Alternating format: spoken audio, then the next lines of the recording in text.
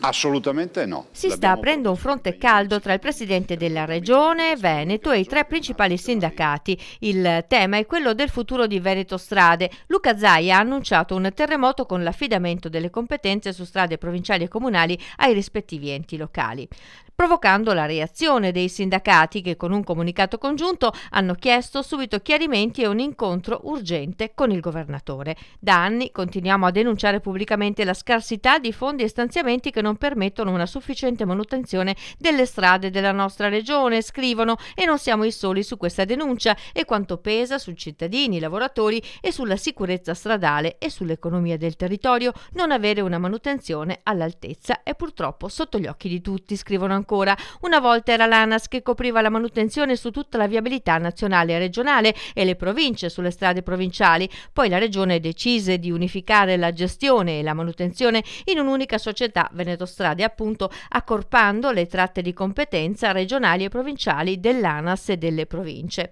Ha funzionato bene per qualche anno, poi sono sempre venuti meno gli stanziamenti della regione e degli altri soci e il minimo di manutenzione e gestione della viabilità è stata garantita. Ricordiamo per questo lo spazzamento neve nelle zone delle montagne venete. Ed ecco che le cifre preoccupano il sindacato: 2000 chilometri di strade nella regione, oltre i 40 milioni di fondi necessari ogni anno, di cui 16,5 stanziati dalla regione nel 2015, il resto a carico di province e soprattutto penalizzata la zona di Belluno. A questo punto ci si chiede se nella frammentazione e divisione delle competenze nei territori di ogni provincia riuscirà a garantire la gestione e le relative coperture finanziarie, ed è per questo che ora CGIL e CISL chiedono un incontro urgente al presidente Zaia, non solo sul tema delle ragioni della scelta, ma soprattutto perché le ricadute sull'occupazione dei 290 lavoratori altamente professionalizzati di Veneto Strade sarebbero drammaticamente disastrose.